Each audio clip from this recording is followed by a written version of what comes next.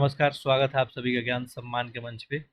हम लोग बीपीएससी 69 को टारगेट करते हुए टेस्ट देख रहे थे और ऐसे में यदि हम बात करें तो आपका आस्था आईएएस से जो है टोटल हम लोग यहाँ पे 4 टेस्ट देख चुके हैं। आस्था आईएएस का आज हम लोग टेस्ट नंबर 5 देखेंगे और ये जो टेस्ट है आपका, ये इकोनॉमी है और साथ-साथ इसमें बिहार का इकोनॉमी भी शामिल किया गया है। जैसा कि आप सभी को पता होगा जो लोग एग्ज़ाम दिए होंगे, इकोनॉमी में जो आपका जो भी नेशनल इम्पोर्टेंस रखता है वो तो आपसे पूछा ही जाता है। साथ-साथ बिहार स्पेशल भी आपसे इकोनॉमी पूछा जाता है। तो ऐसे क्वेश्चन का यहाँ पे कलेक्शन किया गया है, बहुत बेहतरीन क्वेश्चन का कलेक्शन है। बिल्कुल ध्यान से देखेंगे, पैसेंस जो है रख के इस वीडियो को देखेंगे। अच्छा, इसके अलावा अभी यदि आपको मान लीजिए वीडियो स्लो लग रहा है, तो यूट्यूब आपको ऑप्शन देता है 1.25, 1.5, 1.75 या 2.0 करके जो है आप वीडियो को देख सकते हैं। जिस भी लेवल पे आप कंफर्ट ज़ोन में अपने आप को महसूस करते हैं, वीडियो को जो है उतना पकड़ के सुन सकते हैं, देख सकते हैं। देखिए, साथ-साथ मैं जब भी बताया हूँ कि एक बार करे सर्वश्रेष्ठ करे, यानी कहने का तात्पर्य ये है कि जितने भी प्रश्न हल करें, बिल्कुल ही ध्यान जो है एकाग्र करके और मेरे साथ पैरेलली सॉल्व करेंगे। मैं क्वेश्चन पढ़ूँगा, ऑप्शन आपके सामने होगा, आपको कुछ वक़्त देता हूँ और वैसे ही इस टेस्ट में भी आपको थोड़ा-सा वक़्त दिया जाएगा और आप आंसर अपना टिक करेंगे। आपके पास यदि ओएमआर शीट है, तो ओएमआर शीट ले लें। यदि नहीं है, तो 1 से लेके 70 तक जो है 75 तक नंबरिंग कर लेंगे, ठीक है? इस टेस्ट को हम लोग 2 पार्ट में करेंगे, तो इसका ये पार्ट 1 होगा और फिर इसका हम लोग पार्ट 2 करेंगे 76 से लेके 150 तक, ठीक है? अच्छा, इसके अलावा बीपीएससी के लिए मैं मेंटरशिप प्रोग्राम के लिए बोल रहा था, तो मेंटरशिप प्रोग्राम जो है आपका स्टार्ट हो गया। यदि बात करें तो पिछले दिन जो है आपको इसका जो है मेंटरशिप प्रोग्राम का फर्स्ट क्लास भी आपको लाइव जो है गूगल मीट के माध्यम से किया गया था। बहुत सारे लोग अटेंड वगैरह किए थे। प्रोग्राम वगैरह वहाँ पे समझाया गया था। आरओ-आरओ के लिए भी जस्ट ही स्टार्ट किया जाएगा। बाकी ग्रुप जो है सभी के लिए बन गया है। यदि आप यूपीएससी मान लीजिए 2024 को टारगेट कर रहे हैं, यूपीएससी 2024 वाला ग्रुप ज्वाइन कर लेंगे। ये व्हाट्सएप ग्रुप का लिंक आपको जो है टेलीग्राम ग्रुप पे दिया हुआ है, तो वहाँ से जाके आप ज्वाइन कर लेंगे। ये यूपीएससी 2024 वाला जैसे कि मैं बताया हूँ कि 1 अगस्त से आपको स्टार्ट किया जाएगा। इसके अलावा जो है यूपी पीसीएस के लिए भी एक ग्रुप आपका बना हुआ है 2024 के लिए, ठीक है? ये भी आपको जो है अगस्त में ये भी स्टार्ट हो जाएगा। साथ ही साथ आरओ-आरओ के लिए ये भी आपको ये तीनों प्रोग्राम आपको अगस्त में स्टार्ट हो जाएगा। अभी बीपीएससी के लिए जो है प्रोग्राम आपको स्टार्ट कर दिया गया है। अच्छा, वैसे में आपके लिए 1 या 2 दिन का मैं टाइम बस दिया हूँ कि कुछ लोग अगर यदि ऐड होना चाहते हैं, तो आज आपका मान लीजिए कि 19 है, ठीक है?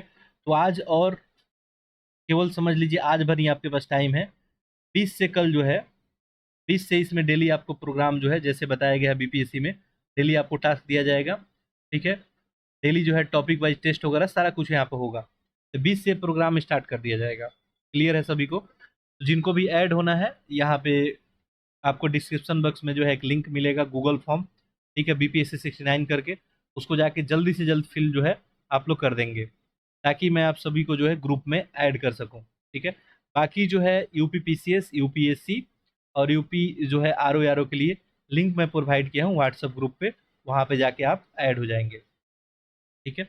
चलिए, तो स्टार्ट करते हैं हम लोग एक-एक करके, ताकि आप लोग वीडियो को अधिक से अधिक शेयर कर देंगे और यदि बात करें तो आपके एग्ज़ाम से पहले, ठीक है, टेस्ट यहाँ पे इतना सारा आपको करा देंगे कि आपको प्रैक्टिस में कोई प्रॉब्लम नहीं आएगा और लास्ट जस्ट जैसे ही सितंबर मंथ आएगा, तो आपको जो है एक टेस्ट हम यहाँ पे कराएँगे, साथ-साथ पैरेलली एक टेस्ट आपको भी डेली सॉल्व करने के लिए देंगे, यानी डेली जो है 2 टेस्ट यहाँ पे हम लोग सॉल्व करेंगे, बीपीएससी के लिए मैं स्पेशली बात कर रहा हूँ, ठीक है? वैसे ही सारे सेक्टर में जो है काम किया जाएगा, ठीक है? ये जो टेस्ट है आपका आस्था आईएएस से है, टेस्ट नंबर इसका जो है 5, ठीक है? बाकी कोई आपका फीडबैक कमेंट होगा तो कमेंट बॉक्स में लिखेंगे। पीडीएफ वगैरह के लिए जो है आप लोग टेलीग्राम ग्रुप का लिंक यहाँ दिया है, ज्वाइन कर लेंगे, ठीक है? चलिए। अच्छा, किन्हीं लोगों का प्रश्न था मैं देख रहा था, मैं जवाब दे दूँ, स्पष्ट कर दूँ। जिनका भी ग्रेजुएशन कंप्लीट है, वही लोग जो है बीपीएससी का फॉर्म जो है अप्लाई कर सकते हैं। कंप्लीट है कहने का मतलब क्या? फॉर्म अप्लाई करने से पहले आपके रिजल्ट आपका हाथ में होना चाहिए, ठीक है? आप सेकंड ईयर में हैं, थर्ड ईयर में, ऐसे में जो है आप फॉर्म अप्लाई नहीं कर सकते। आप थोड़ा पेशेंस रखेंगे, जो भी सेकंड ईयर, थर्ड ईयर में है, जिनका फाइनल रिजल्ट अभी नहीं आप आया है, यानी आपके फॉर्म अप्लाई होने से पहले यदि आपका रिजल्ट आ जाता है, तो आप अप्लाई कर लेंगे, अन्यथा नहीं कर सकते हैं। ठीक है, चलिए। बाकी इसके अलावा जो है टेस्ट सीरीज चलाया जा रहा है, जैसे आर का टेस्ट सीरीज चल रहा है, यूपीपीसीएस का चल रहा है। मैं एक दिन में आपको शेड्यूल दे दूंगा, ठीक है, कि जैसे मंडे हो गया आपका, ट्यूसडे, वेडनेसडे, थर्सडे, ठीक है, फ्राइडे, सैटरडे, संडे। तो ऐसे में जो है मंडे को कौन सा टेस्ट आपको मिलेगा, ट्यूसडे को कौन सा मिलेगा, ये मैं प्लान कर रहा हूँ। ठीक है, यूपीएससी, आपका यूपीपीसीएस, आर और ये बीपीएससी। तो अभी जो है ज़्यादा टारगेट किया जाएगा आपको यहाँ पे। अभी हाल फिलहाल यदि बात करें तो आर और बीपीएससी 69 को, बीपीएससी 69 का तो एग्जाम डेट फिक्स हो चुका है। प्री का मैं यदि बात करूँ 30 सितंबर है, तो ऐसे में इसको जो है थोड़ा ज़्यादा यहाँ पे फोकस में रखा जाएगा। बाकी कुछ को इग्नोर भी नहीं किया जाएगा, उनको भी बिल्कुल। एक शेड्यूल में बता दूंगा अगले लेक्चर से कि किस दिन कौन सा आपको जो है यहाँ पे टेस्ट सीरीज मिलेगा। ठीक है, इसके अलावा यदि आप जो है एनसीईआरटी जो है देखना चाहते हैं, आप मेन सेंसर राइटिंग करना चाहते हैं, तो एक आर एस शर्मा का 10 लेक्चर यहाँ पे अपलोड है, उसको हम कुछ दिन में कंटिन्यू करके फिनिश करेंगे, तो आप जाके देख सकते हैं। उसके अलावा यदि आप रिवीजन करना चाहते हैं, ठीक है, तो यहाँ पे पॉलिटी, इकोनॉमिक्स, मॉडर्न हिस्ट्री, ठीक है, और साइंस में फिजिक्स सेक्शन का रिवीजन ऑलरेडी हम करा चुके हैं, तो आप जाके एक जो है रिवीजन जो है कर सकते हैं। ठीक है, इसके अलावा एक लाइव क्लास के माध्यम से रीजनिंग का भी रिवीजन कराया गया था। रीजनिंग का किन्हीं को रिवीजन करना है तो जाके कर सकते हैं, ये सारे वीडियो लाइव सेक्शन में आपको मिल जाएंगे। चलिए एक एक करके प्रश्न देखते हैं, आप लोग सॉल्व करें, बहुत अच्छे अच्छे प्रश्न का कलेक्शन है। ठीक है, जैसा आप सभी को पता ही है कि निगेटिव इंट्रोड्यूस है, तो ऐसे में बिल्कुल सावधानी से एक एक प्रश्न को करेंगे। ठीक है, देखिए पहला प्रश्न, वर्ष 2022-23 के लिए विभिन्न संस्थाओं के द्वारा भारत का जीडीपी वृद्धि दर के संदर्भ में कौन सा अनुमान जो है सही है।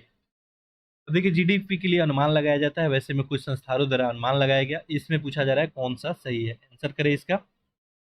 देखिए पहला दिया है एनएसओ 7.2%, आईएमएफ जो है 5.9%, यूएनसीटीएडी 6.6%। यहाँ पे चार ऑप्शन है आपका। देखिए आंसर आप लोग कर लिए होंगे, सही उत्तर होगा इसका ऑप्शन बी। एनएसओ का अनुमान है 22-23 की यदि मैं बात करूं लगभग 7.2%। आईएमएफ का अनुमान है कि भारत का जीडीपी जो है 5.9। यूएनसीटी यानी आपका व्यापार और विकास पर जो राष्ट्रीय संयुक्त राष्ट्र सम्मेलन की बात होती है, ठीक है, United nation conference on trade and development की बात हो रही है। ठीक है, तो इसका अनुमान जो है आपको भारत का जो है जीडीपी का अनुमान इसका लगाया गया है 4.7%। वैसे में गलत हो जाएगा, एक दो सही होगा केवल। ठीक है, चलिए आगे देखिए, 2023-24 के लिए विभिन्न घाटों का अनुमान के संदर्भ में निम्न में से कौन सा कथन असत्य है।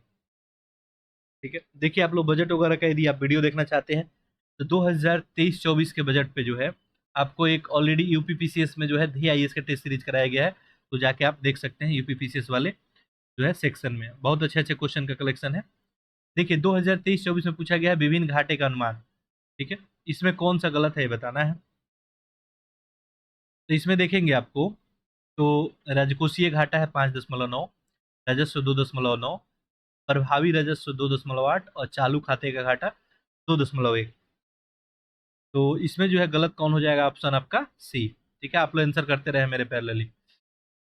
देखिए राजकोषीय घाटा का अनुमान क्या है, 5.9 ही है। ठीक है, बाकी राजस्व घाटा 2.9, चालू खाते का 2.1, और ये जो बात हो रही है आपको प्रभावी राजस्व घाटा का, इसमें संशोधन कर दिया गया और इसमें अब कितना कर दिया गया है, 2.9%। अनुमान है कि प्रभावी राजस्व घाटा आपका 2.9% रहेगा। अब देखिए इंडिविजुअली भी आपसे एक क्वेश्चन पूछा जा सकता है कि बताइए 2023-24 के अनुसार आपका राजकोषीय घाटा रहने का अनुमान क्या है, आप 5.9 करेंगे, राजस्व घाटा 2.9 करेंगे। नेक्स्ट देखिए, अच्छा प्रश्न है, करों से आय संग्रह का सही घटता क्रम बताना है। देखिए टैक्स से भारत सरकार आय करती है, आप सभी को पता ही है, तो इस टैक्स से जो आय के क्रम में आपको बताना है, घटते हुए क्रम में। ठीक है, ध्यान देंगे, आंसर करें। देखिए इसका सही आंसर क्या हो जाएगा, यहाँ पे जीएसटी है, आयकर है, निगम कर है।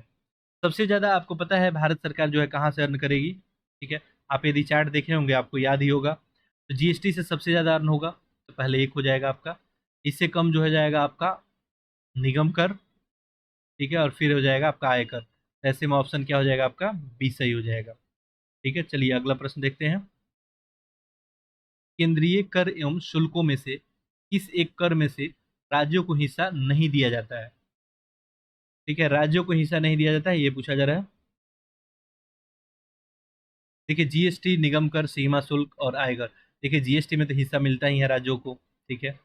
निगम कर में भी, आयकर में भी, यहाँ पे सीमा शुल्क में भी है, राज्यों को कोई हिस्सा नहीं मिलता है। जो कस्टम्स ड्यूटी होता है, ठीक है, सेंट्रल गवर्नमेंट का, उसमें कोई भी जो है आपको हिस्सा राज्यों को नहीं मिलता है। ऐसे में ऑप्शन सी हो जाएगा। अगला देखिए, रेल बजट को आम बजट से अलग करने एवं विलय करने के संबंधित में कौन सा कथन सही है?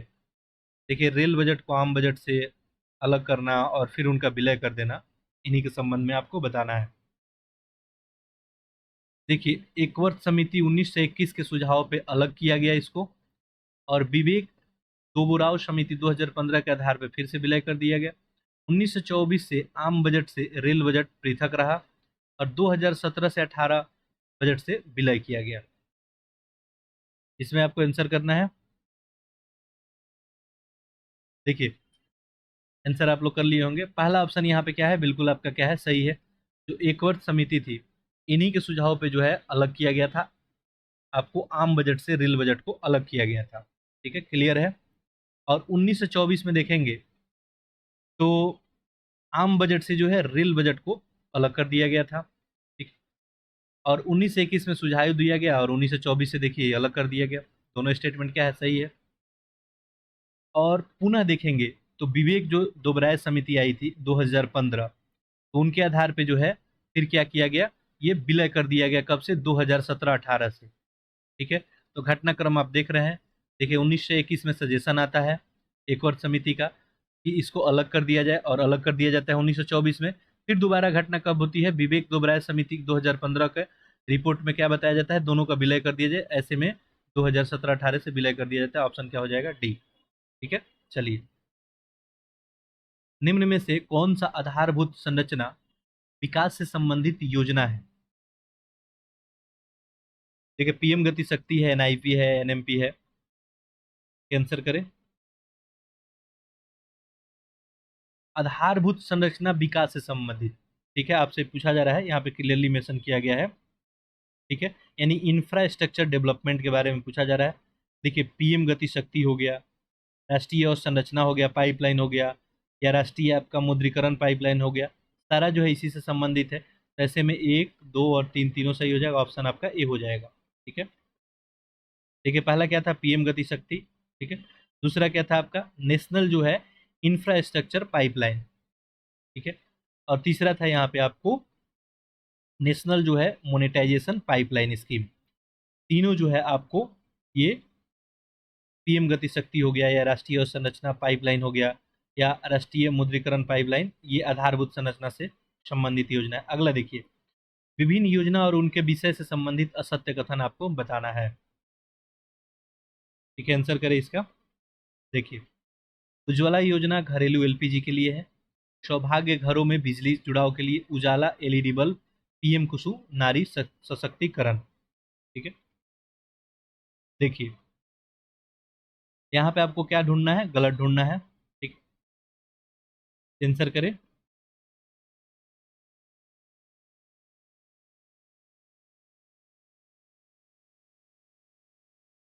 देखिए उज्ज्वला योजना तो बिल्कुल ही सही है, एलपीजी कनेक्शन देने के लिए था ये।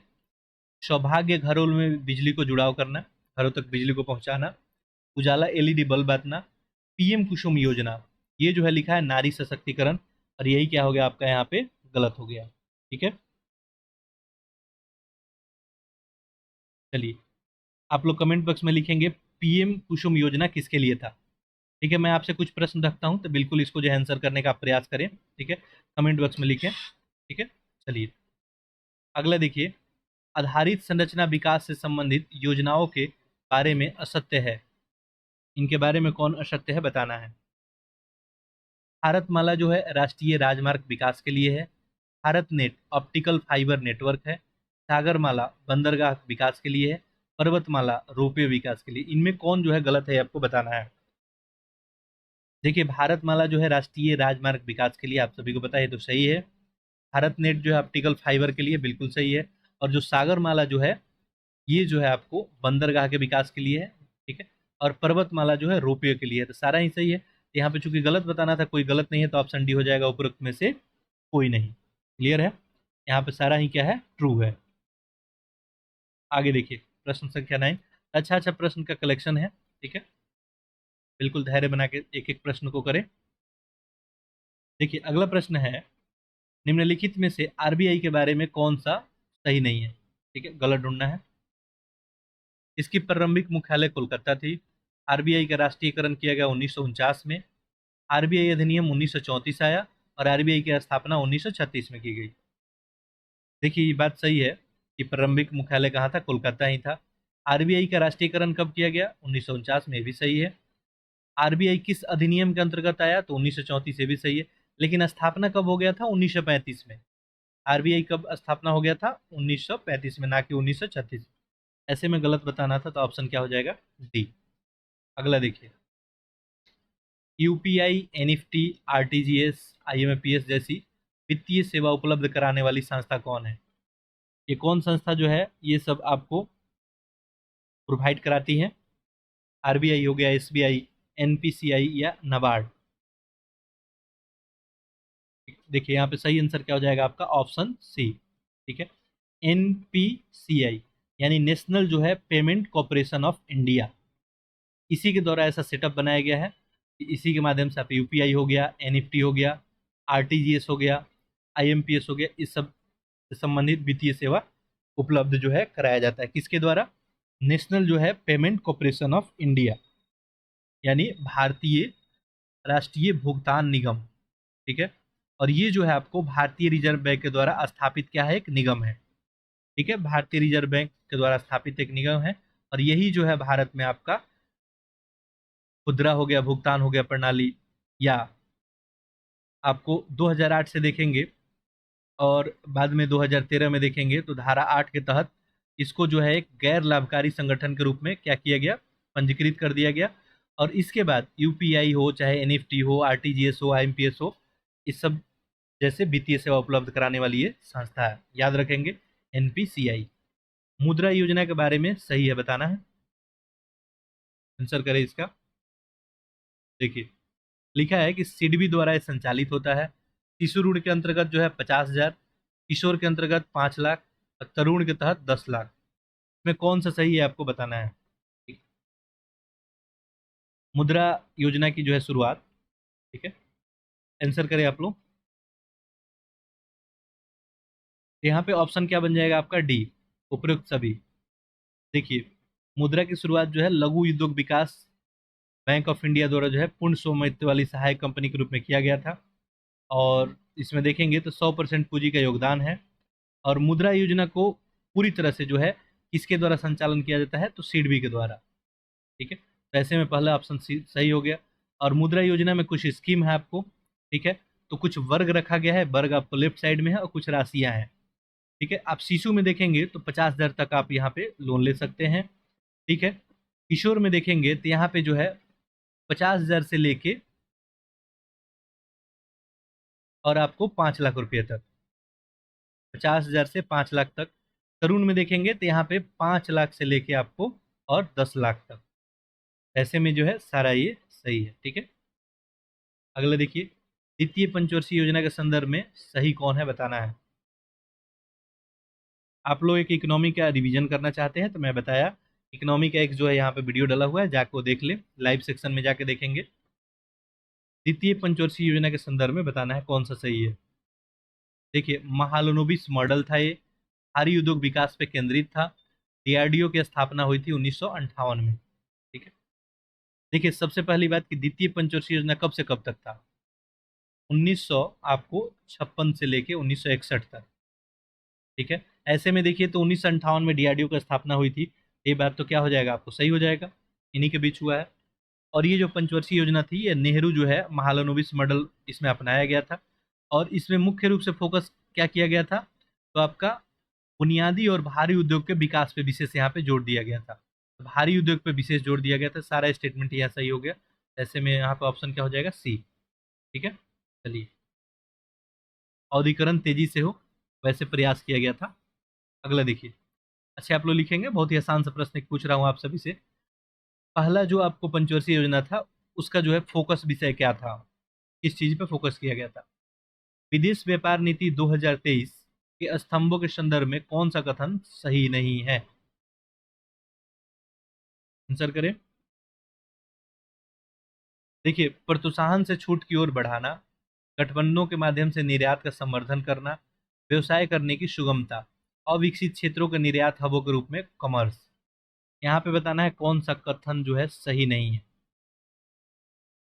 तो चलिए, विदेश व्यापार अगर 2023 की बात करेंगे अब हम लोग, तो इसमें देखेंगे तो 4 स्तंभ इसके आधारित थे, जिसमें रखा गया था कि प्रोत्साहन में छूट की ओर बढ़ाना है। ठीक है, तो ये पहला तो क्या हो जाएगा, आपको सही हो जाएगा। ठीक है, निर्यातक राज्य जिला भारतीय जो है मिशन के माध्यम से निर्यात को जो है संवर्धन देने की बात थी, ये भी क्या हो जाएगा, आपको सही हो जाएगा। इसमें जो है आपको व्यवसाय की सुगमता के लिए भी बात की गई थी। ठीक है, तो व्यवसाय करने की सुगमता हो, और जो कारोबार लागत में कमी या ई कॉमर्स में उभरते क्षेत्र में निर्यात हब के रूप में कॉमर्स जो है विकासशील जिला और आपको एक्सपोर्टमेंट नीति को बनाना था। ऐसे में यहाँ पूछा था कौन नहीं है, तो ऐसे में ऑप्शन आपका डी बन जाएगा। ठीक है, इसके लिए कोई बात यहाँ पे नहीं था। ठीक है,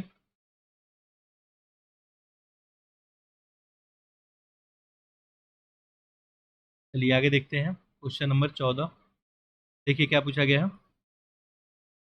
2012 से 22 के दौरान भारत के विदेशी व्यापार का सबसे जो है बड़ा साझीदार कौन सा देश है? 2012 से लेके 22 तक सबसे जो है विदेशी व्यापार में सबसे बड़ा साझेदार। देखिए, चीन है, अमेरिका है, यहाँ पे संयुक्त अरब अमीरात है, यूके। आंसर आप लोग कर लेंगे, सही ऑप्शन क्या हो जाएगा, संयुक्त राज्य अमेरिका। ठीक है, अगला देखिए, किस वित्तीय वर्ष के बजट में सरकारी व्यय के योजनागत व्यय और गैर योजनागत व्यय वर्गीकरण को बंद कर दिया गया?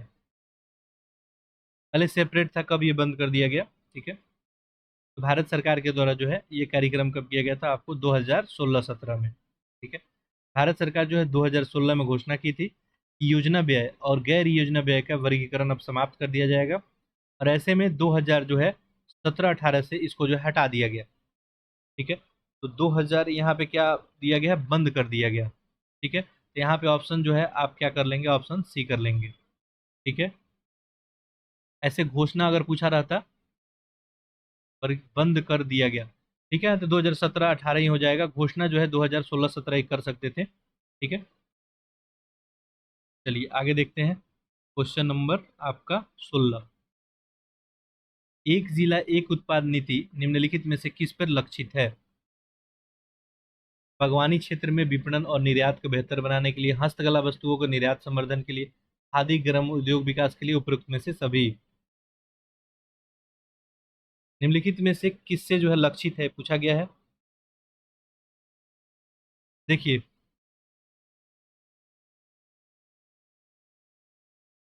यहाँ पे जो है आपका दो दो ऑप्शन यहाँ पे सही दिख रहा है। उपरोक्त में से यहाँ पे ऑप्शन आप लोग डी जो है कर सकते हैं। ऐसे बागवानी क्षेत्र और निर्वात में बेहतर बनाना, ये भी जो है हो सकता है यहाँ पे। ठीक है, ऑप्शन यहाँ पे डी हो सकता है। ठीक है, चलिए इसको अगले टेस्ट में हम क्लियर करेंगे, ऐसे अभी के लिए ऑप्शन इसका डी कर लेंगे। ठीक है, चलिए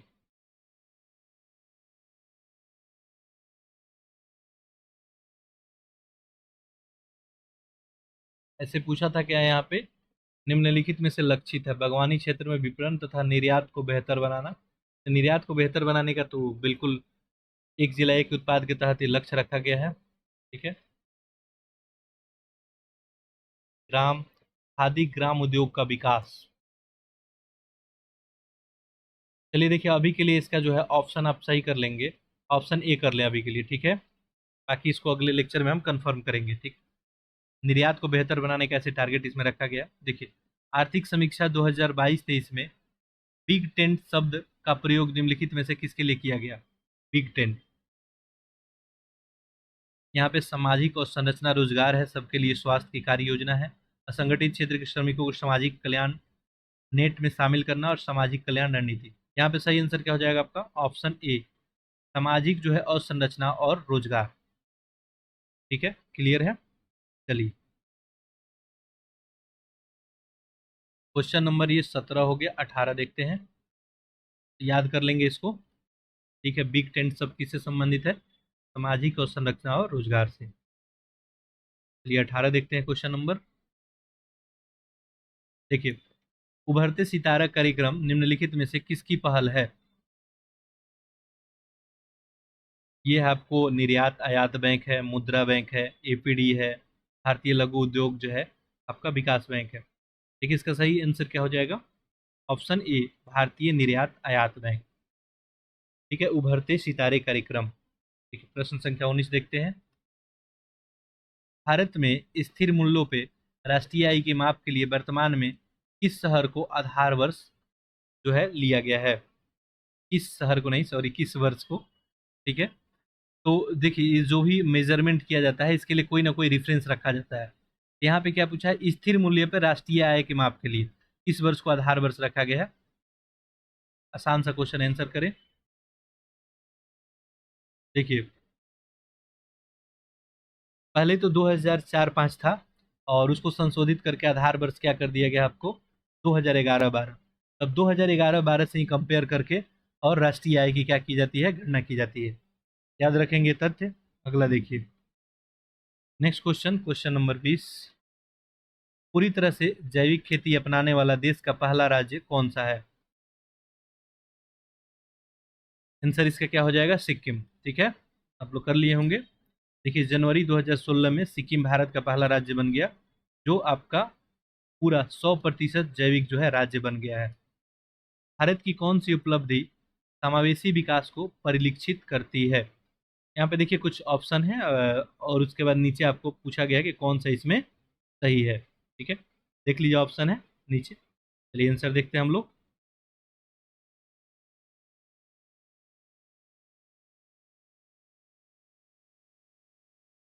ठीक है, इसका आंसर करें। देखिए, यहाँ पे क्या लिखा था कि भारत की कौन सी जो है उपलब्धि समावेशी विकास को परिलक्षित करती है। ठीक है, तो आंसर आप लोग कर लिए होंगे। देखिए, स्वच्छ भारत मिशन के अंतर्गत 11.7 करोड़ परिवारों में शौचालय की व्यवस्था, प्रधानमंत्री उज्ज्वला योजना के अंतर्गत रसोई गैस के 9.6 करोड़ कनेक्शन, 120 करोड़ लोगों को 220 करोड़ कोरोना वैक्सीन का टीकाकरण, 43.8 करोड़ प्रधानमंत्री जनधन बैंक खाते। ठीक है, तो यहाँ पे स्पष्ट रूप से पूछा गया था कि समावेशी विकास के अंतर्गत, तो ऐसे में देखिए क्या हो जाएगा आपका? यहाँ पे प्रधानमंत्री उज्ज्वला योजना हो जाएगा, रसोई गैस ये भी समावेशी विकास था। ठीक है, 120 करोड़ लोगों को 220 करोड़ कोरोना वैक्सीन से भी समावेशी, और 47.8 करोड़ प्रधानमंत्री जनधन बैंक खाता। तो तीनों ये सही हो जाएगा, तो ऐसे में ऑप्शन यहाँ पे क्या होगा आपको? ऑप्शन हो जाएगा बी। ठीक है, चलिए आगे देखते हैं। क्वेश्चन नंबर 22 देखें। 15वां वित्त आयोग के अध्यक्ष कौन थे? बहुत ही आसान सा क्वेश्चन है। कौन है? इनके सिंह है। इनके नेतृत्व में जो है 2021-22 से लेकर 2025-26, ठीक है, की अवधि के लिए अपना रिपोर्ट जो है राष्ट्रपति को दिया जाएगा। ये अभी यही काम करेंगे भारत के लिए। बिहार बजट 2023-24 के अनुसार राजकोषीय घाटा का अनुमान है। कितना अनुमान है? ये सब याद रखेंगे। ठीक है, देखिए, जीएसडीपी का 2.98 है, जीएसडीपी का 3 है, 3.5 है, या 4 है। यहाँ पे सही आंसर क्या होगा आपका? ऑप्शन बी, जीएसडीपी का 3.0%। ये अनुमान लगाया गया है। ठीक है, आगे देखिए। खैर, बजट क्या होता है? एक वार्षिक वित्तीय विवरण ही होता है, एक आगामी वर्ष का होता है, तो ऐसे में सारा डाटा तो आपका अनुमान ही होगा। बिहार बजट के संदर्भ में राजस्व बजट की स्थिति के बारे में गलत कौन है, यही बताना है। देखिए, राजस्व घाटे के स्थान पे राजस्व अधिशेष की स्थिति। वर्ष 2022-23 के लिए राजस्व शेष जो है प्लस 0.6%, 23-24 के लिए राजस्व शेष प्लस 0.5। इसमें बताना है कि कौन सा आपको गलत है। ठीक है,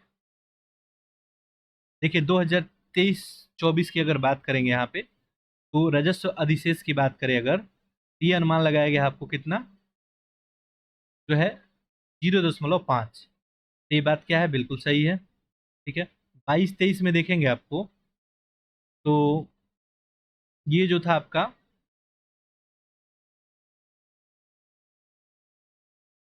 23-24 थे, तो सही है। राजस्व घाटा राजस्व अधिशेष की स्थिति है। ठीक है, तो ये तो अधिशेष की स्थिति बनी थी, तो ये भी क्या हो जाएगा आपको? सही हो जाएगा। ठीक है, 2022-23 में राज्य संशोधित किया था, और इसमें देखेंगे तो आपका 0.6 ही था, ये भी सही है। ठीक है, 2, 3 ये भी सही है, और पहला भी यहाँ पे क्या हो जाएगा, सही हो जाएगा। अधिशेष की कंडीशन है, ऐसे में सारा सही है, गलत पूछा गया था तो उपरोक्त में से कोई नहीं आपका आंसर हो जाएगा। आगे देखिए, बिहार बजट 23-24 के अनुसार राज्य सरकार की कर आय में सबसे अधिक भागीदारी किसकी होगी? देखिए, जो भी बिहार सरकार का कमाई होगा, ठीक है, टैक्स के माध्यम से, तो सबसे ज़्यादा उसको किस सेक्टर से आएगा, ये पूछा जा रहा है। ठीक है, देखिए, तो यहाँ पे क्या हो जाएगा, राज्य जीएसटी, ऑप्शन ए हो जाएगा। राज्य जीएसटी से जो है सबसे अधिक इसकी भागीदारी रहेगी। ठीक है, प्रश्न संख्या 26 देखते हैं। ठीक है, देखिए, अगर मान लीजिए हम तो कोशिश कर रहे हैं कोई त्रुटि एरर नहीं रहे, फिर भी अगर रह जाएगा तो इसको हम लोग अगले लेक्चर में जो है करेक्ट कर लेंगे। ठीक है, बाकी आप लोग कमेंट कर सकते हैं। बाकी हमारा कोशिश रहता है कि बिल्कुल जो सही से जो डिस्कशन किया जाए। बिहार का बजटीय प्रणाली के प्रावधान निर्धारित हैं। आंसर इसका ये तो फैक्चुअल ही क्वेश्चन है, ऑप्शन बी हो जाएगा, FRBM एक्ट 2006। ठीक है, आगे देखें, क्वेश्चन नंबर 27।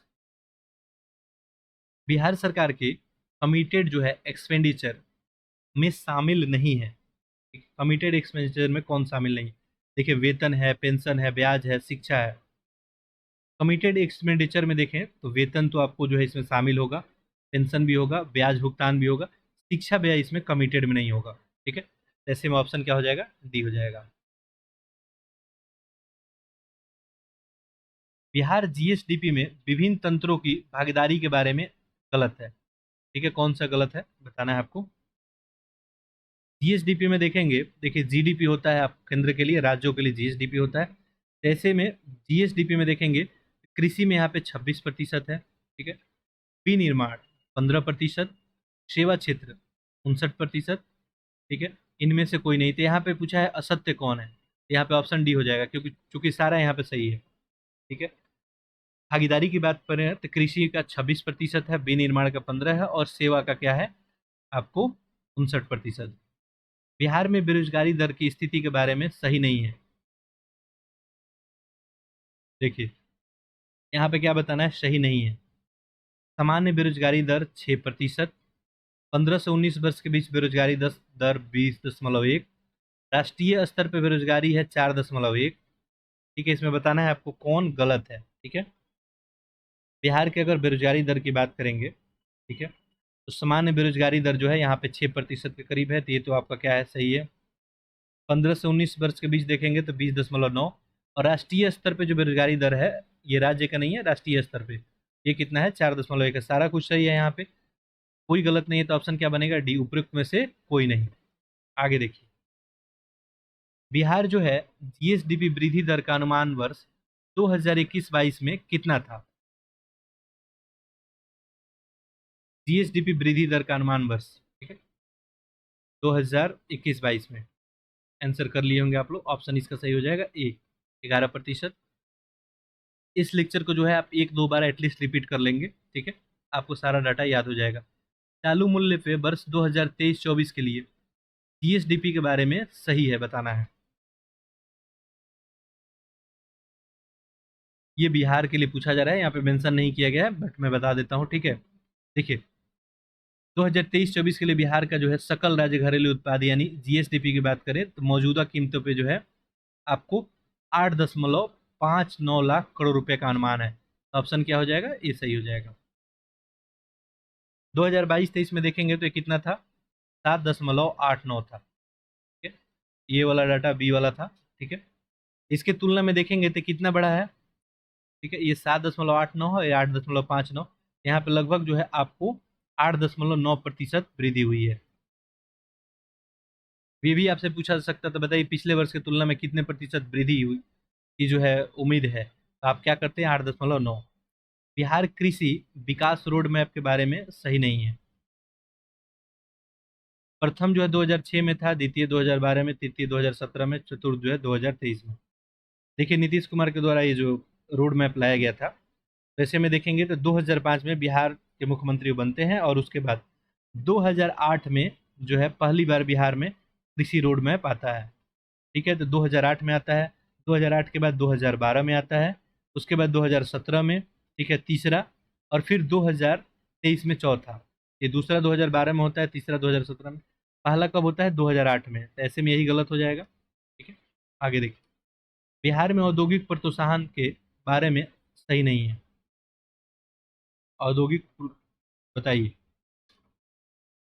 बीएडा की भूमिका, स्टार्टअप नीति जो है 1.0 2.0, मुख्यमंत्री उद्यमी योजना, बिहार औद्योगिक निवेश नीति 2015। इसका जो औद्योगिक प्रोत्साहन में भूमिका नहीं है पूछा गया है। देखिए इसका सही ऑप्शन क्या हो जाएगा यहाँ पे आपका? Option D. देखिए, बिहार में उद्योग धंधा लगाए कोई, ठीक है, व्यवसायी वर्ग जो है ज़्यादा से ज़्यादा लोग आए व्यवसाय करें, वैसे में जो है प्रोत्साहन बिहार में दिया जा रहा है, तो उसमें बीएडा का भी योगदान है आपको। ठीक है, देखिए 26 मई जो है 2022 को नीतीश कुमार के द्वारा जो है इनकी अध्यक्षता में एक मंत्रिमंडलीय का बैठक हुआ, और उसमें बिहार औद्योगिक निवेश प्रोत्साहन नीति 2022 लागू करने का प्रस्ताव भी यहाँ पे मंजूर कर लिया गया है। इससे पहले जो है कब प्रस्ताव आया था? ये 2016 में। ठीक है, तो यहाँ पे गलत पूछा गया था। औद्योगिक निवेश नीति कब आया था? 2016 में पहले। ये ऐसे में गलत हो गया। बाकी देखिए, मुख्यमंत्री उद्यमी योजना है, स्टार्टअप 1.0 या 2.0 है, बीएडा, इस सब का भूमिका जो है औद्योगिक प्रोत्साहन में है। आगे देखिए, बिहार में डेयरी उद्योग को प्रोत्साहित करने से संबंधित संस्था है। आंसर करें। डेयरी उद्योग से प्रोत्साहित करने के संबंधित संस्था कौन सी है? इसका सही ऑप्शन क्या हो जाएगा? ऑप्शन आपका बी, कॉम्फेड। ठीक है, कॉम्फेड है आपका। बिहार स्टेट जो है मिल्क जो है कोऑपरेटिव फेडरेशन लिमिटेड, ये जो है कब बना था? ये भी बात थोड़ा याद रखेंगे। इसकी स्थापना जो है 1983 में हुई है। यही जो है डेयरी उद्योग को प्रोत्साहन करने के लिए बिहार में जो है जिम्मेवार है। कॉम्फेड जो है बिहार राज्य का डेयरी का जो भी काम वगैरह होता है, कॉम्फेड देखता है, इसको याद रखेंगे। ठीक है, अगला देखिए, निम्नलिखित में से कौन सी कंपनी के बारे में सही नहीं है? आंसर प्रश्न है, देखिए। महारत्न कंपनी अभी 12 है, नवरत्न 14 है, और मिनी रत्न 74 है। इसमें बताना है कौन गलत है। क्या आप लोग आंसर कर लिए होंगे? देखिए, महारत्न की अगर बात करें तो 2022 में ग्रामीण विद्युतीकरण निगम लिमिटेड इसमें शामिल हुआ था, और ऐसे में महारत्न पहले जो है कितने थे? 11 थे, तो 11 से बढ़ के कितने हो गए? 12 हो गए हैं। ये तो बिल्कुल सही है। अभी महारत्न भारत में कितने हैं? 12। ठीक है, नवरत्न कंपनी को देखेंगे तो पहले जो है स्थिति क्या था? 13 था। चूंकि एक नवरत्न महारत्न बन गया, तो ऐसे में 13 से ये आपको 12 हो गया है। तो ये दूसरा क्या हो गया? गलत हो गया। नवरत्न कितना है अभी भारत में? 12 है। तीसरा, मिनी रत्न की अगर बात करेंगे तो मिनी रत्न की संख्या कितनी है? 73 है। ऐसे में दूसरा और तीसरा गलत हो गया, तो ऑप्शन आपका क्या हो जाएगा? बी। याद रखेंगे, भारत में जो है महारत्न भी 12, नवरत्न भी 12, और मिनी रत्न कितना हो जाएगा? 73। 36 देखते हैं क्वेश्चन नंबर। देखिए क्या पूछा गया है। श्री अन्न के संदर्भ में निम्नलिखित में से कौन सा कथन सही नहीं है? श्री अन्न नाम तो सुने होंगे आप लोग। श्री अन्न का उल्लेख जो है 2023-24 के केंद्रीय बजट में है। गलत बताना है यहाँ पे। ठीक है, ज्वार, रागी, बाजरा, कुट्टू, रामदाना, अग्नि, कुटकी, कोदो, चीनी, क्षमा को श्री अन्न का नाम दिया गया है। तीसरा, श्री अन्न एक विशेष प्रकार का धान है जो पश्चिम बंगाल में उगाया जाता है।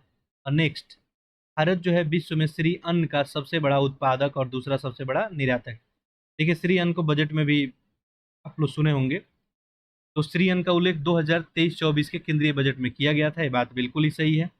इसके अंतर्गत देखेंगे तो ज्वार, रागी, बाजरा, ये रामदाना वगैरह जो भी है, इसको जो है इन्हीं सभी को क्या श्री अन्न नाम दिया गया था, तो ये सही है। ऑप्शन सी आपका गलत हो जाएगा। विशेष प्रकार का कोई ये धान नहीं होता है। ठीक, ऐसे में ये गलत हो गया, गलत ही बताना था। बाकी चौथा भी सही है कि भारत विश्व को जो है श्री अन्न के लिए सबसे बड़ा उत्पादक और दूसरा सबसे बड़ा निर्यातक देश है। अगला देखिए, 2023-24 के केंद्रीय बजट में निम्नलिखित में से किस फसल की उत्पादकता में वृद्धि करने के लिए विशेष उपाय किए जाने की बात कही गई है? 2023-24 के लिए केंद्रीय बजट में जो है इसके लिए बात की गई है विशेष उपाय करने के लिए। ऑप्शन यहाँ पे सी सही हो जाएगा, सरसों। ठीक है, सरसों के जो है उत्पादकता में वृद्धि की जाएगी। अगला देखिए, कृषि, पशुपालन, डेयरी और मत्स्य पालन क्षेत्र के लिए 2023-24 के लिए शाख वितरण का जो है लक्ष्य कितना निर्धारित किया गया है, चाहे कृषि हो, पशुपालन हो, डेयरी हो, मत्स्य पालन हो, 2023-24 में? आंसर करें। इसके लिए जो है 20 लाख करोड़ रुपए, ठीक है, याद रखेंगे। अगला देखिए, 2023-24 के बजट में घोषित पीवीटीजी विकास मिशन किस वर्ग के सर्वीकरण विकास हेतु जो है लक्षित किया गया है? आंसर करें। देखिए किसकी बात हो रही है, पीवी आपका जीटी,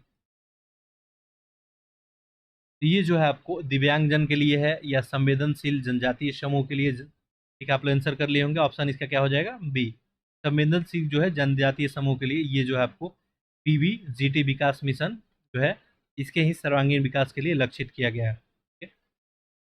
अब देखेंगे इस मिशन में आपको तो सामाजिक आर्थिक विकास के लिए अगले 3 वर्ष में आपको 15,000 जो है करोड़ रुपए खर्च किए जाएंगे। ठीक है, पीवीटीजी के लिए। आगे देखिए, चालू वर्ष 2023 को किसके लिए अंतर्राष्ट्रीय वर्ष के लिए विश्व भर में मनाया जा रहा है? बहुत ही आसान सा क्वेश्चन है। ऑप्शन क्या हो जाएगा, डी, मोटे अनाज के लिए। अगला देखिए, गोल्डन हैंड शेक स्कीम किससे संबंधित है? गोल्डन हैंड शेक, देखिए आंसर आप लोग करिए इसका। ये सही ऑप्शन इसका क्या हो जाएगा आपका, ऑप्शन जो है डी, स्वैच्छिक सेवा निवृत्ति से। देखिए गोल्डन हैंडशेक योजना जो है इसके अंतर्गत जो है मौजूदा जो कर्मचारी हैं उस स्वेच्छा से निवृत्त करने को प्रेरित किया जाता है इसमें। और इसके लिए अगर क्षति भी की जाती है जो टैक्स फ्री होता है, इसे ही गोल्डन रूट टू रिटायरमेंट भी कहा गया है। ठीक है, स्वैच्छिक सेवानिवृत्ति। ई रूपी के बारे में निम्नलिखित में से कौन सा कथन सही नहीं है? ठीक है, ई रूपी के बारे में बताना है। अच्छा क्वेश्चन है, देखिए आंसर कीजिए आप लोग इसका। ऑप्शन दिख ही रहा होगा,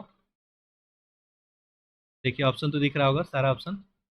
ई रूपी एक डिजिटल वाउचर है जिससे कोई लाभार्थी जो है SMS या QR कोड के रूप में अपने फोन पे प्राप्त कर सकता है। ये बात क्या है आपको सही है। ई रूपी एक प्रीपेड वाउचर भी है जिसे जो है लाभार्थी के द्वारा इसे स्वीकार करने वाले केंद्रों को भुनाया जा सकता है। ई रूपी एक जो है वारगी कैशलेस आपको कॉन्टेक्टलेस वाउचर आधारित भुगतान का तरीका है, भी सही है। ई रूपी के माध्यम से भुगतान प्राप्त करने के लिए लाभार्थी का बैंक खाता होना जरूरी है। ठीक है, देखिए ई रूपी के माध्यम से अगर भुगतान प्राप्त करना है तो लाभार्थी का बैंक खाता का होना जरूरी नहीं है। ऐसे में ऑप्शन आपका डी क्या हो जाएगा, गलत हो जाएगा। चलिए क्वेश्चन नंबर देखते हैं 43। इसमें हम लोग 75 जो है प्रश्न देखेंगे। ठीक है, तो बिल्कुल धैर्य बना के देखते रहे एक एक प्रश्न को। विभिन्न क्षेत्रकों में कार्यरत श्रम बल के बारे में निम्नलिखित में से कौन सा युग्म सही नहीं है? सेवा और व्यापार पे 32% है, निर्माण 12%, कृषि 43, विनिर्माण 11। यहाँ पे सही नहीं है, ऑप्शन आपका डी। आगे देखिए, भारत में इथेनॉल सम्मिश्रण का रोड मैप 2020-25 रिपोर्ट किसके द्वारा तैयार किया गया है? बहुत ही अच्छा क्वेश्चन है। देखिए इथेनॉल के लिए रोड मैप जो है आंसर कर लिए होंगे आप लोग। ऑप्शन क्या हो जाएगा, ये नीति आयोग के द्वारा जो है तैयार किया गया है।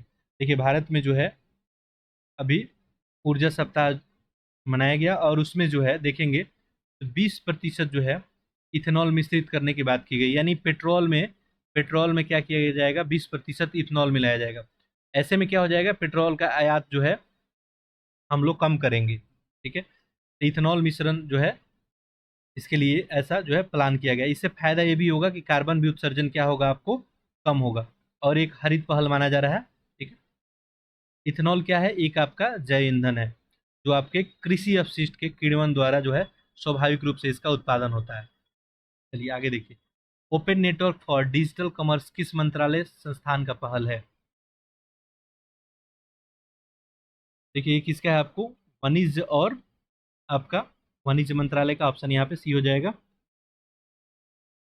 देखिए 2021 में जो है वाणिज्य और उद्योग मंत्रालय के अंतर्गत आपको उद्योग संवर्धन और आंतरिक व्यापार विभाग के लिए open network for digital commerce एक परियोजना शुरू किया गया था। इसका उद्देश्य क्या है, ये आपका डिजिटल जो है कॉमर्स, ये परियोजना शुरू करने का ओपन नेटवर्क फॉर डिजिटल, इसका उद्देश्य है कि किसी विशेष प्लेटफॉर्म पे स्वतंत्र खुले जो है विनिर्देशों और खुले नेटवर्क प्रोटोकॉल का उपयोग करते हुए ओपन सोर्स पद्धति का जो है खुले नेटवर्क को बढ़ावा देना। आगे देखिए, शंघाई सहयोग संगठन इंटरबैंक कंसोर्टियम की 19वीं परिषद की बैठक किस शहर में आयोजित आपको की गई? आंसर करें।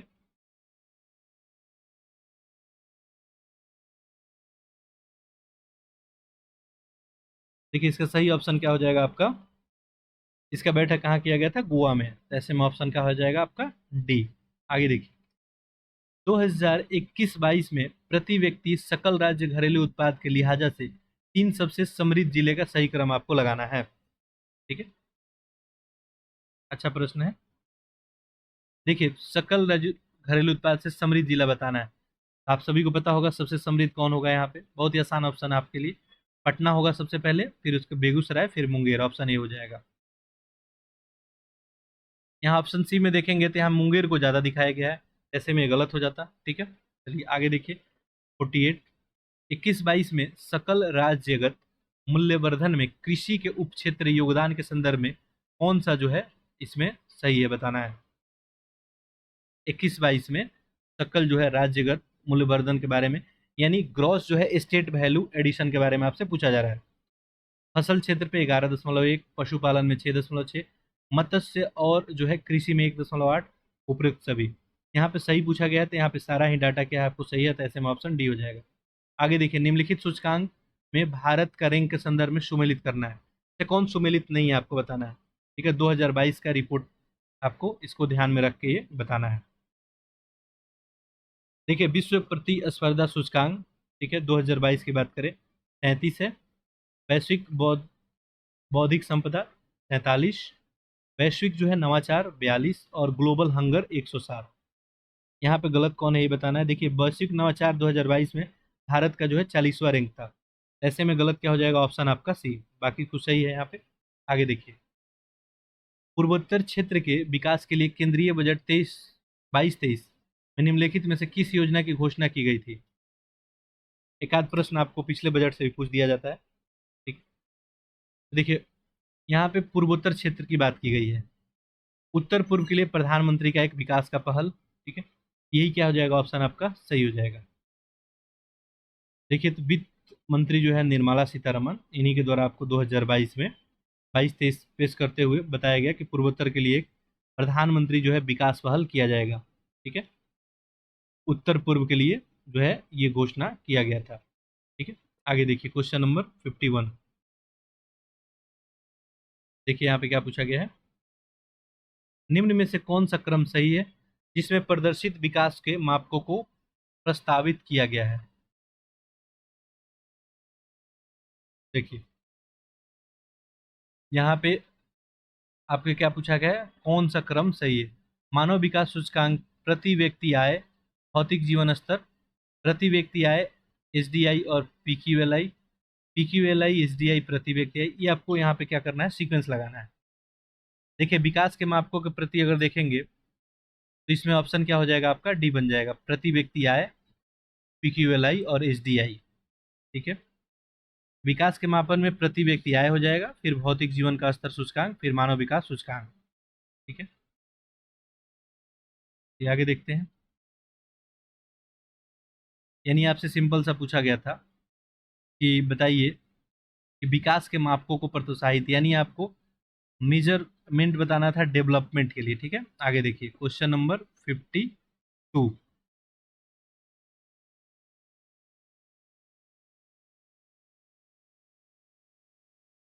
52 में देखेंगे, निम्नलिखित में से बैंकिंग दर से संबंध में कौन सा सही नहीं है? अच्छा प्रश्न है। देखिए, पहला लिखा हुआ है कि बैंक दर वह दर होता है जिस दर पे केंद्रीय बैंक व्यवसायिक बैंक को क्या करती है? ऋण देती है। ये बात तो आप सभी को पता चल गया होगा कि सही है। केंद्रीय बैंक कौन है? आपको आरबीआई है। ठीक है, वही व्यवसायिक बैंक को क्या देती है? ऋण देती है, वही बैंक दर होता है। जैसे हम आप सभी जो है बैंक के पास जाते हैं ऋण लेने के लिए, वैसे ही व्यवसायिक बैंक कहाँ पे जाती है? आरबीआई के पास। रेपो दर से तरलता में वृद्धि होती है। ठीक है, दूसरा, रिवर्स रेपो दर मुद्रास्फीति को कम करने के लिए उपयोग में लाया जाता है। और एसएलआर आरबीआई के नियमानुसार प्रत्येक वाणिज्यिक बैंक अपनी प्रारंभिक जमा का 0 से 18% तक अपने पास रखता है। इसमें आपको गलत बताना है। ठीक है, आंसर करें इसका, बहुत अच्छा प्रश्न है।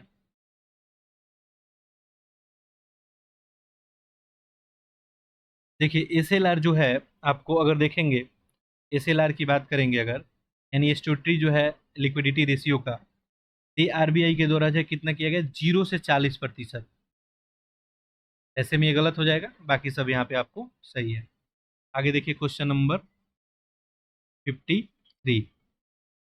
देखिए क्या पूछा गया है, निम्नलिखित में से आपको कौन जो है भारत में प्रमाणीकरण चिन्ह से संबंधित गलत है। आंसर करें इसका। देखिए एक मार्क है, इको मार्क है, यहाँ पे एफपीओ मार्क है। यहाँ पे सही ऑप्शन क्या हो जाएगा आपका, ऑप्शन सी, एफपीओ मार्क। ये भारत में जो है बेचे जाने वाले सभी परिष्कृत फलों के उत्पाद, जैसे आपको कोई पैकेट फूड हो गया, फ्रूट जैम हो गया, कोई अचार वगैरह हो गया, ठीक है, इनके लिए अनिवार्य है। यहाँ पे पूछा गया था कि भारत के प्रमाणीकरण चिन्ह के लिए, ठीक है, तो ये स्पेशली किसके लिए है आपको, एफपीओ औद्योगिक उत्पादों के लिए नहीं होता है, ये किसके लिए होता है आपको, तो परिष्कृत जो भी फलों हैं उनके लिए होता है, जैसे फ्रूट जैम वगैरह ये सब चीज हो गया, ठीक है। बाकी यहाँ पे था आपका अगला कि बीआईएस हॉलमार्क था, स्वर्ण आभूषण की परिशुद्धता, ये बीआईएस हॉलमार्क लगता है तो सही है। इको मार्क जो है ऐसे उत्पाद पर लगाया जाता है जो प्रदूषण नहीं फैलाते हैं। एक मार्क जो है ये किस पे होता है आपका, तो ये जो है जनरली सभी जो है कृषि उत्पाद पे लगाया जाता है। आगे देखिए, निम्नलिखित में से कौन सा जो है मौद्रिक और साख नीति का इंस्ट्रूमेंट नहीं है। देखिए सार्वजनिक तरलता अनुपात, रेपो दर और नगद, ये तो जो है मौद्रिक नीति के लिए जो हम लोग यूज करते हैं इन सब चीज़ों का, ठीक है। तो यहाँ पे ऑप्शन क्या हो जाएगा, ऑप्शन ए हो जाएगा, सार्वजनिक ऋण यानी पब्लिक जो है डेब्ट, ये जो है आपको मॉनेटरी पॉलिसी में जो है इसके अंतर्गत ये आपको इंस्ट्रूमेंट के रूप में काम नहीं करता है। वित्त आयोग के संदर्भ में कौन सा कथन गलत है। देखिए वित्त आयोग का गठन एक संवैधानिक निकाय के रूप में अनुच्छेद 280 के अंतर्गत किया गया है। भारत में प्रति 5 वर्ष के बाद ये किया जाता है। प्रथम वित्त आयोग की स्थापना 1991 में की गई थी, उसके अध्यक्ष रहे थे केसी नियोगी। अनुच्छेद 280 के अंतर्गत केंद्रीय वित्त आयोग की तर्ज पे 1998 में सभी राज्य में वित्त आयोग का गठन किया गया। यहाँ पे आपको क्या बताना है, कौन सा इसमें गलत है। ये बहुत अच्छा क्वेश्चन है, इसका आंसर कीजिए। देखिए पहला स्टेटमेंट तो क्या है, बिल्कुल ही सही है, वित्त आयोग का गठन जो है एक संवैधानिक निकाय के रूप में आपको अनुच्छेद 280 के अंतर्गत किया गया है। भारत में प्रति 5 वर्ष के बाद ये किया जाता है। प्रथम वित्त आयोग की स्थापना 1951 में हुई थी और इसके अध्यक्ष केसी नियोगी ही रहे थे, तो ये भी स्टेटमेंट क्या है, सही है। अनुच्छेद 280 के अंतर्गत केंद्रीय वित्त आयोग के तर्ज पे 1993 में सभी राज्यों में ये क्या हो गया, गलत हो गया। ठीक है, देखिए अनुच्छेद 280 के तहत ही केंद्र के जो है वित्त आयोग के तर्ज पे राज्यों में वित्त आयोग स्थापित किया गया था ये, लेकिन 1998 में नहीं, ये 1900 आपको 93 में, ऐसे में गलत है। चलिए अगला देखते हैं, प्रश्न संख्या 56। निम्नलिखित में से समावेशी समृद्धि के लिए क्या आवश्यकता है। समावेशी समृद्धि, ठीक है, अधोसंरचना सुविधाओं का विकास, कृषि का पुनः उद्धार, शिक्षा और स्वास्थ्य जैसी सामाजिक सेवाओं की अधिकारिता, उपयुक्त में से सभी।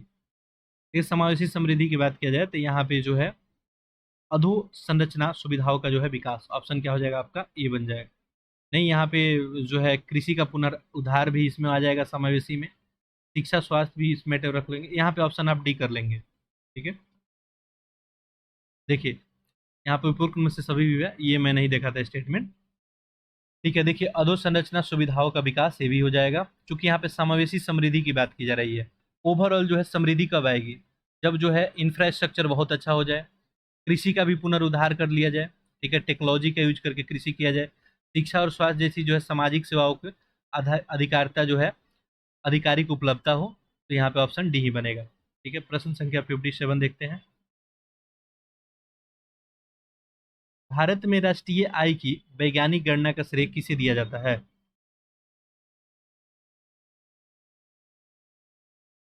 ये आंसर देखें, आंसर करें इसका।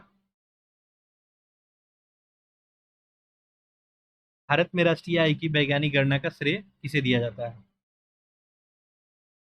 यहाँ पे चंद्र महालनोबिस है, विजेंद्र जो है आपको कस्तूरी रंगा वरदाजा राव हैं, प्रोफेसर धनंजय रामचंद्र गाडगिल हैं और जे आर स्टोन हैं। यहाँ पे किसकी बात की गई थी? राष्ट्रीय आय के बारे में। आंसर आप लोग कर लिए होंगे। देखिए 1900 जो है 31-32, यहाँ पे प्रोफेसर जो है बीके राव और बी राव, ठीक है, तो इन्हीं के द्वारा जो है आपको राष्ट्रीय आय की गणना की एक वैज्ञानिक पद्धति दिया गया था, और वो संतोषजनक जो है आपको नहीं था, ठीक है। लेकिन यहाँ पे पूछा गया है कि किसको श्रेय दिया जाता है, ऐसे में ऑप्शन आप भी यहाँ पे सही कर सकते हैं। आगे देखिए, वाणिज्यिक बैंक तरल संपत्ति को वैधानिक तरलता अनुपात के तहत कहाँ रखते हैं?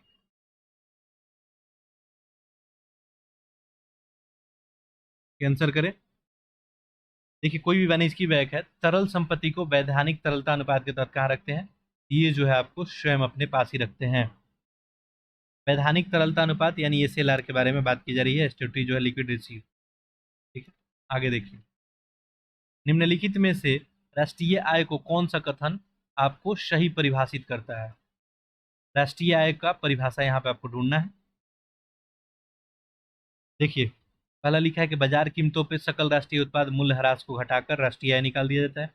बाजार कीमत पे सकल राष्ट्रीय उत्पाद आपको मूल्य ह्रास घटाकर विदेश से प्राप्त निवल आय को जोड़ के। तीसरा, बाजार कीमतों पे सकल राष्ट्रीय उत्पाद मूल्य ह्रास और अप्रत्यक्ष करों को घटाकर उत्पाद जोड़कर। देखिए राष्ट्रीय आय क्या होता है? बाजार मूल्य पे जो सकल देशीय उत्पाद होता है उसमें से आप मूल्य ह्रास घटा लेते हैं, प्लस उसके बाद अप्रत्यक्ष कर प्लस उत्पादन पे जो है जो भी जोड़ के इसमें जो है करते हैं। तो ऐसे में ऑप्शन क्या हो जाएगा?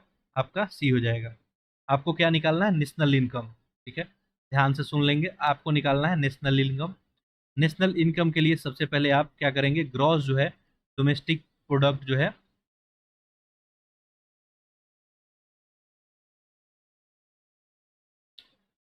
ग्रॉस जो है domestic product at market price, ठीक है। तो जीडीपी मार्केट प्राइस पे, किस पे? मार्केट प्राइस पे, माइनस क्या हो जाएगा आपका?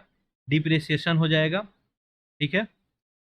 इसके बाद आपका इनडायरेक्ट टैक्स प्लस जो है प्रोडक्शन, ठीक है। ये सब जो है चीज़ें ध्यान रखेंगे थोड़ा। खैर हम इसके ऊपर जो है अलग से एक जो है आपका बजट वगैरह पे जो है, और साथ साथ ये जो आपका जैसे जीडीपी हो गया, जीएसडीपी हो गया, एनएनपी हो गया, कैसे निकालते हैं, इसके लिए अलग से एक हम लेक्चर सेपरेट ले लेंगे, उसमें आपको सबको जो है बहुत अच्छे से सारी चीज़ों को बता देंगे। निम्नलिखित में से कौन सुमेलित है? बाकी जिनको आता है अच्छी बात है। मांग वक्र, गिफिन वस्तुएं, तटस्थ वक्र प्रतिस्थापन की घटती सीमांत, फ्लिप वक्र बेरोजगारी और मुद्रास्फीति की दर। इसमें क्या पूछा है? कौन सही सुमेलित है? यहाँ पे तो आपको सारा ही सही है, तो ऑप्शन क्या हो जाएगा? डी। देखिए जो फिलिप्स वक्र बनता है ये बेरोजगारी और मुद्रास्फीति की दरों के बीच का ही संबंध होता है, ठीक है। ये रिलेशन किसके बीच में होता है? अनएम्प्लॉयमेंट और इन्फ्लेशन रेट के बीच में, ठीक है। ये तटस्थ वक्र जो है क्या है? आपको न्यूट्रल कर्व। ये जो है आपका डिमिनिशिंग जो है मार्जिनल रेट ऑफ आपको सब्स्टिट्यूशन होता है, ये भी क्या है? सही है। और मांग वक्र जो होता है यानी डिमांड कर्व, इस गिफिन गुड, ठीक है। ऐसे में तीनों सही है, ऑप्शन आप सभी को पता ही चल गया होगा। निम्नलिखित में से कौन सा सरकार के राजस्व व्यय का उदाहरण नहीं है? यहाँ पे क्या पूछा गया? राजस्व व्यय का उदाहरण कौन सा नहीं है? कर्मचारियों का वेतन और पेंशन है, राज्य सरकार को दिया जाने वाला अनुदान है, सरकार द्वारा उठाए गए ऋणों पर ब्याज और ऋणों का पुनर्भुगतान। क्या पूछा गया है? कौन सा सरकार का राजस्व व्यय का उदाहरण नहीं है? यानी सरकार जो राजस्व पे खर्च करती है, राजस्व व्यय करती है, उसका उदाहरण नहीं है। देखिए कर्मचारी का वेतन और पेंशन तो दिया जाता है, ये राजस्व व्यय में ही आएगा। राज्य सरकार को दिया गया जो अनुदान है, भले उनमें से कुछ पूंजीगत परिसंपत्ति का उपयोग भी है, ये भी सही है।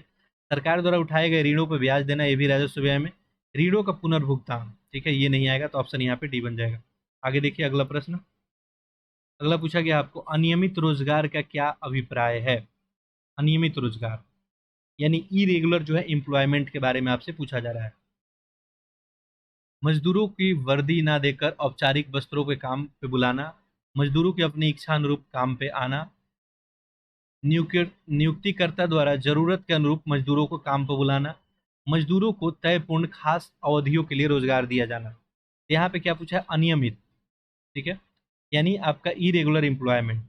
ये क्या हो जाएगा? यहाँ पे सही ऑप्शन हो जाएगा ऑप्शन सी। जो भी नियुक्ति करता है, जो भी काम कराने वाला है, वो जरूरत जो है, जरूरत के अनुरूप मजदूरों को अपने काम पर बुलाएगा, जरूरत नहीं पड़ेगा नहीं बुलाएगा। ऐसे में जो है इसको क्या बोलेंगे, अनियमित जो है रोजगार बोलेंगे। ठीक है, इरेगुलर एम्प्लॉयमेंट का मतलब ये है कि जो भी एम्प्लॉयर है आपको कॉल करेगा कब, जब काम होगा, नहीं होगा आपको नहीं बुलाया जाएगा। निम्नलिखित में से कौन सा कथन जो है सही है? किसी वस्तु का मूल्य उसकी कीमत पर निर्भर करता है। किसी वस्तु का मूल्य पूरी तरह से स्थापना वस्तुओं पर निर्भर करता है। किसी वस्तु का मूल्य तभी तय होगा जब उसे कोई लेना चाहता हो। किसी वस्तु का मूल्य तभी तय होगा जब यह मांग की अपेक्षा दुर्लभ होगी। ठीक है, आंसर करें। देखिए, किसी भी वस्तु का मूल्य तभी तय होता है जब ये मांग की अपेक्षा दुर्लभ होगी। तो ऑप्शन यहाँ पे क्या हो जाएगा, डी हो जाएगा। 64 देखते हैं। देखिए क्या पूछा गया, यदि कोई फॉर्म पूर्ण प्रतिस्पर्धा में अल्प अवधि में हानि से चल रही हो तो। ठीक है, तो आपको पता है कॉम्पिटिटिव जो है अभी युग चल रहा है। ऐसे में पूछा गया कोई फॉर्म है, ठीक है, पूर्ण रूप से प्रतिस्पर्धा में अल्प अवधि में हानि से चल रही है। मान लीजिए कोई भी फॉर्म है प्रतिस्पर्धा में अल्प अवधि में हानि से चल रही है, तब क्या होगा, उसे अपना उत्पादन और कीमतें बढ़ा देना चाहिए, उसे अपना उत्पादन और कीमतें घटा देना चाहिए। जब तक उसकी परिवर्तना लागत की पूर्ति न हो जाए उसे चालू रहना चाहिए, उसे बंद कर देना चाहिए, उद्योग को छोड़ देना चाहिए। देखिए कोई भी फॉर्म है, अगर मान लीजिए पूर्ण प्रतिस्पर्धा में अल्प अवधि में हानि पे चल रहा है, यानी उसको प्रॉफिट होने के अपेक्षा, कोई भी आप उद्योग धंधा लगाते हैं तो आप क्या चाहते हैं, प्रॉफिट हो। यदि आपको हानि हो रहा है तो जब तक उसकी परिवर्तना लागत पे पूर्ति ना हो जाए तब तक उसको चालू रखना चाहिए। ठीक है, ऑप्शन सी हो जाएगा।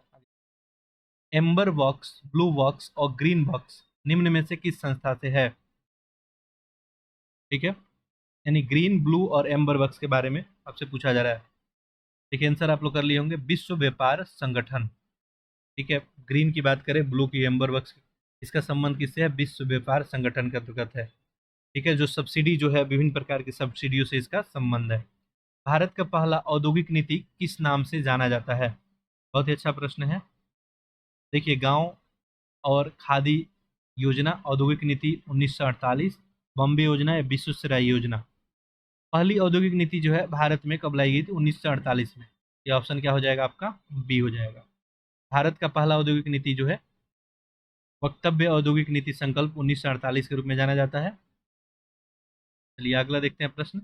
राष्ट्रीय आय लेखांकन में आधार वर्ष का अर्थ क्या है? लेखांकन में आधार वर्ष का अर्थ पूछा गया है, आंसर करें। जिस वर्ष की आय का उपयोग मौद्रिक जीडीपी की गणना के लिए किया जाता है। जिस वर्ष की कीमत का उपयोग मौद्रिक जीडीपी की गणना के लिए, जिस वर्ष की कीमत का उपयोग वास्तविक जीडीपी के लिए गणना के लिए किया जाता है। बिल्कुल ऑप्शन क्या हो जाएगा, सी सही हो जाएगा। यहाँ पे पूछा था राष्ट्रीय आय लेखांकन में आधार वर्ष क्या होता है। ठीक है, तो जिस वर्ष कीमतों का उपयोग वास्तविक जीडीपी की गणना के लिए किया जाता है, यही आपका सही हो जाएगा। आगे देखिए, भारत में निम्नलिखित में से किस किस के योग से सुलभ मुद्रा बनती है? जनता के पास करेंसी जो है, बैंकों में जमा राशि है, बैंकों के मांग में, बैंकों में सर जो है सावधिक जमा राशि, भारतीय रिजर्व बैंक की अन्य जमा राशि। देखिए भारतीय रिजर्व में जो अन्य जमा राशि है वो सुलभ मुद्रा इसमें तो नहीं बनता है, तो ये तो ऑप्शन इसमें होगा नहीं। बाकी आंसर कीजिए आप लोग।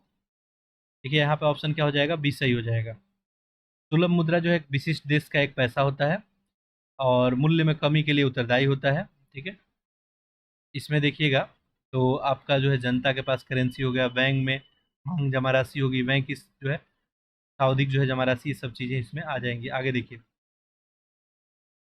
निम्नलिखित में से ठीक कौन सा अपने प्रभाव से सर्वाधिक मुद्रास्फीति कारक हो सकता है? आंसर करें।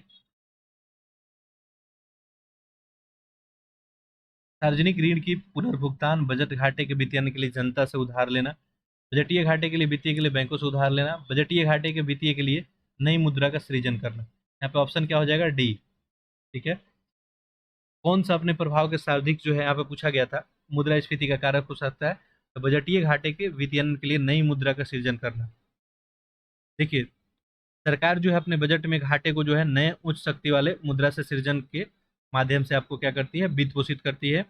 और इस प्रक्रिया में मुद्रास्फीति जो है कारण बनती है। ठीक है, चलिए आगे देखते हैं 69। मैं इकोनॉमिक्स तो वैसे आप सबको एक जो है लगभग जो है 6-7 घंटे में एक जो रिवीजन कराया, लेकिन एक बार और इकोनॉमिक्स आपको बता दूंगा। ठीक है, आप लोग कमेंट बॉक्स में अगर लिखेंगे तो एक दिन कोई डिसाइड करेंगे हम लोग। ठीक है, हो सकता है कि 10 से 12 घंटा 15 घंटा लगे, लेकिन आपको जो है जो भी टर्म है सारा चीज़ हम यहाँ पे क्लियर कर देंगे। निम्नलिखित में से कौन जो है मुद्रास्फीति को नियंत्रित कर कीमत स्थिरता बनाए रखने के लिए उत्तरदायी है? मुद्रास्फीति को नियंत्रित कर कीमत स्थिरता बनाए रखने के लिए कौन उत्तरदायी है, पूछा गया। अच्छा प्रश्न है, आंसर करें। देखिए, उपभोक्ता मामले विभाग हो गया, व्यय प्रबंधन हो गया, वित्तीय स्थिरता और भारतीय रिजर्व बैंक। आपको पता होना चाहिए कि भारत में जो है भारतीय रिजर्व बैंक मुद्रास्फीति को नियंत्रित करके और कीमत स्थिर बनाए रखने के उत्तरदायी है, तो भारतीय रिजर्व बैंक ही हो जाएगा ऑप्शन आपका डी। चलिए आगे देखते हैं क्वेश्चन नंबर 71। देखिए क्या पूछा गया है, वैश्विक वित्तीय स्थिरता रिपोर्ट किसके द्वारा आपको जारी किया जाता है? बिल्कुल फैक्चुअल सा क्वेश्चन है। ग्लोबल जो है फाइनेंशियल जो है स्टेबिलिटी रिपोर्ट, ये जो है आप सभी को पता है, ये जो है अंतर्राष्ट्रीय मुद्रा कोष के द्वारा।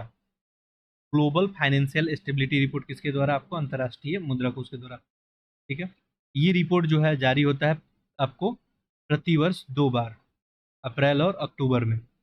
आगे देखिए 72। नीति आयोग के विषय में निम्नलिखित में से कौन सा कथन सही नहीं है? ठीक है, गलत बताना है। यह जो है सहकारी संघवाद के सिद्धांत पर आधारित है। इसमें पूर्णकालीन जो है अध्यक्ष होता है। इसका गठन योजना आयोग के स्थान पर किया जाता है। उसके प्रथम उपाध्यक्ष सुमन बेरी हैं। यहाँ पे चूंकि आपको गलत बताना है। ठीक है, नीति आयोग के बारे में आपको, ठीक है, यह सहकारी संघवाद के सिद्धांत पर आधारित है। इसमें एक पूर्णकालीन अध्यक्ष भी होता है, ये तो आपको पता है। इसका गठन योजना आयोग के स्थान पे हुआ है, यानी योजना आयोग जो है इसके स्थान पे, ये भी क्या है आपको सही हो गया। ठीक है, उसके प्रथम उपाध्यक्ष सुमन बेरी हैं। ठीक है, देखिए प्रोफेसर जो है अरविंद जो है पनगड़िया, ठीक है, ये रहे थे। तो ऐसे में जो है आपका ये पहले उपाध्यक्ष रहे थे, अब प्रोफेसर अरविंद पनगड़िया, ये गलत हो जाएगा, गलत ही बताना था। आगे देखिए, भारत में, ठीक है, भारत में एक वित्तीय वर्ष माना जाता है। ठीक है, बहुत ही सिंपल से एक वित्तीय वर्ष जो है माना जाता है कब से कब तक को? 1 अप्रैल से आपका 31 मार्च तक। ठीक है, क्लियर होगा, ये तो आप सभी का सही होगा। औद्योगिक उत्पाद सूचकांक किस संस्था द्वारा जारी किया जाता है? औद्योगिक उत्पाद, ये जो है केंद्रीय सांख्यिकी कार्यान्वयन जो है इसी के द्वारा जारी किया जाता है। ठीक है, इंडेक्स जो है इंडस्ट्रियल आपको प्रोडक्शन, ठीक है, आईआईपी पूछा गया था। इंडेक्स ऑफ इंडस्ट्रियल पोल्यूशन किसके द्वारा जारी किया जाता है? आपको नेशनल एस्थेटिकी, आपको एस्थेटिकल ऑफिस। ठीक है, नेशनल एस्थेटिकल ऑफिस। चलिए आगे देखते हैं। और ये जो है एनएसओ किस मंत्रालय के अंदर में आता है, ये भी ध्यान रखेंगे। ठीक है, एक बार प्रश्न पूछा गया था।